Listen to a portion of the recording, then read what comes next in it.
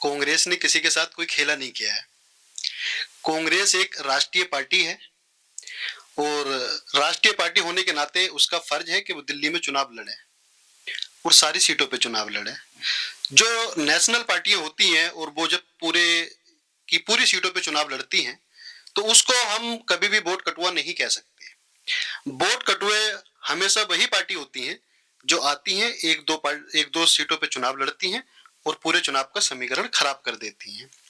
जैसे आपने बात करी अभी वोट कटुआ की, एएमआईएम इसमें एक नंबर पे आती है वोट कटुए में। जैसे आपने देखा ओखला की विधानसभा और मुस्तफाबाद विधानसभा, मुस्तफाबाद से ताहिर साहब प्रत्याशी थे जो निगम पार्षद भी रहे और जिनका सीए एनआरसी में बहुत जगहों पे उनका नाम आया, दिया है उन्होंने। हाँ जी, वो लड़े हैं मुसलमानों के लिए सर। जी, मैं इस बात से सहमत हूं कि वो लड़े हैं या नहीं लड़े हैं, लेकिन जो ओखला वाली सीट है वहां पर भी एक सिपा और रहमान साहब चुनाव लड़े हैं और अच्छा चुनाव लड़े हैं। उन्होंने 39 से 40,000 वोट ओखला में लिए हैं और इतने ही तकरीबन उन्होंने मुस्तफाबाद पर भी इतने वोट लिए हैं। ताहिर हुसैन साहब ने, ओवैसी साहब सिर्फ 2 सीटों पे आए। उन्होंने वहां पर आकर सीए एनआरसी जो मुद्दा 5 साल पहले से गायब हो चुका था उस मुद्दे को फिर से आके उन्होंने उखेड़ा है उसको। ठीक है, ये तो अच्छी बात है। नहीं, अच्छी बात नहीं है।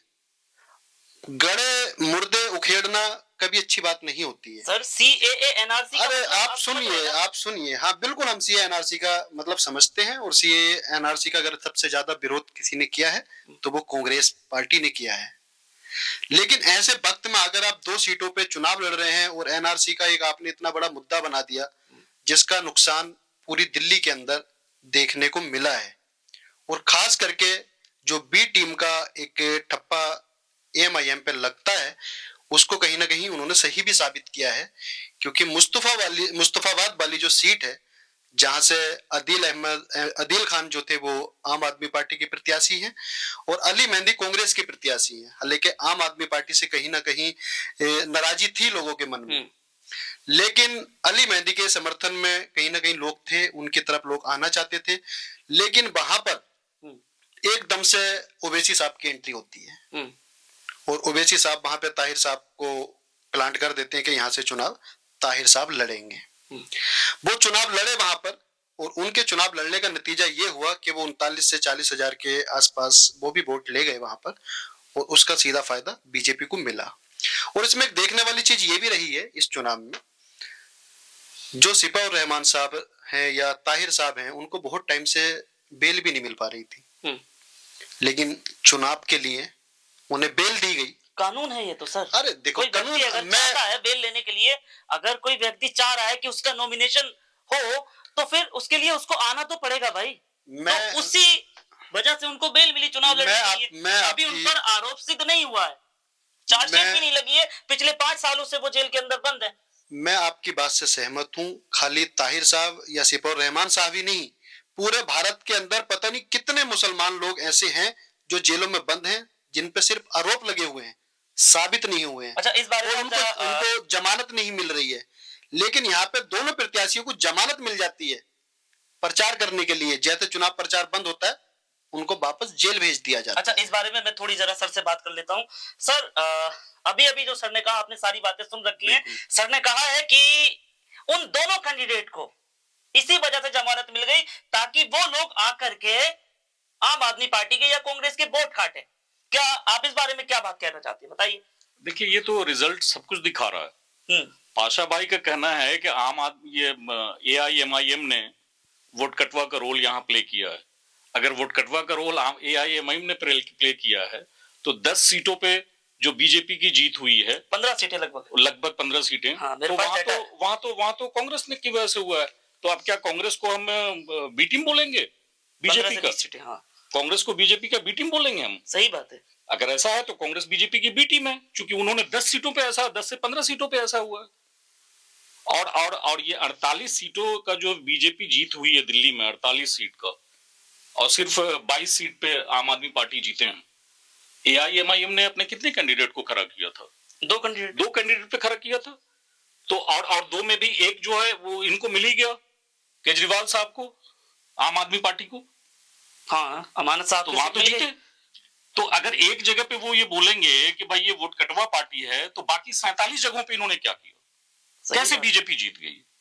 चलो अच्छा, इस बारे में थोड़ा जरा राजू भाई आप बताइए, आप कह रहे थे ना पाशा भाई, देखिए, बताइए। मैं जैसे डॉक्टर साहब ने कहा कि वो शायद कांग्रेस को वोट कटवा बताने की कोशिश कर रहे हैं। हाँ, तो वो बात बिल्कुल आप इस इलेक्शन में आप देख सकते हैं, ये बात तो साबित हो रही है सर, कटवा हम क्यों बोल साबित रहे हैं? नहीं कर रहे हैं। हम ये बोल रहे हैं कि अगर इस बेसिस पे एआईएमआईएम को वोट कटवा बोला जाएगा, तो सेम बेसिस पे डॉक्टर साहब, कांग्रेस वोट कटवा हो गई।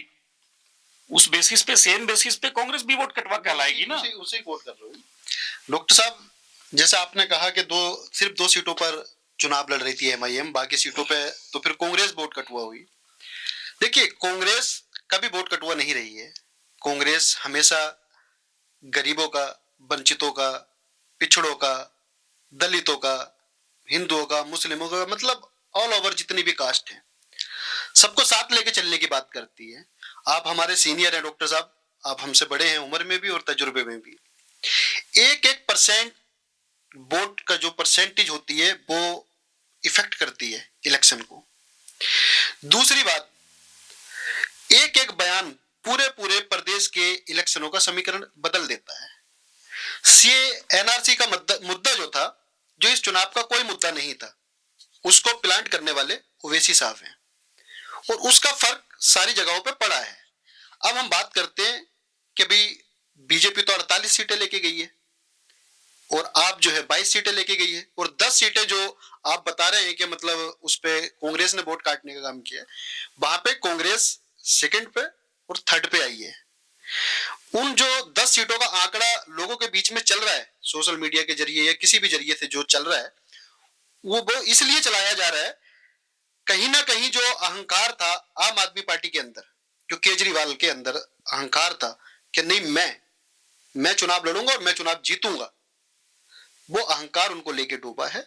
उन 10 सीटों से ये दिखाया गया है कि अगर कहीं ना कहीं दोनों मिलके चुनाव लड़े होते, तो ये जो कहीं पे 2500, कहीं पे 3000, कहीं पे 2000, कहीं पे 500 वोटों की जो फर्क रहा है, शायद ये फर्क ना रहता और दोनों मिलकर सरकार बना लेते। क्या केजरीवाल जी के पास में ऑफर नहीं था? ये नहीं, ऑफर था साथ में लड़ने का, ऑफर बिल्कुल ऑफर था, लेकिन जो अहंकार होता है ना आदमी का, केजरीवाल साहब ने, हम लोग कहीं ना कहीं कांग्रेस पार्टी इस उम्मीद में थी कि शायद हम मिलकर चुनाव लड़ेंगे, और इसी वजह से शायद, जैसे मेरा मानना है, मैं इसमें श्योर नहीं हूं, लेकिन कांग्रेस ने अपनी जो लिस्ट जारी की है वो बहुत लेट की है। और केजरीवाल साहब जब पूरी दिल्ली ये कयास लगा रही थी कि ये दोनों इंडिया गठबंधन के पार्ट्स हैं और ये शायद मिलकर चुनाव लड़ेंगे, तो उस स्थिति में केजरीवाल ने अपने प्रत्याशी उतारना शुरू कर दिए थे। अच्छा, एक सबसे बड़ा सवाल यहाँ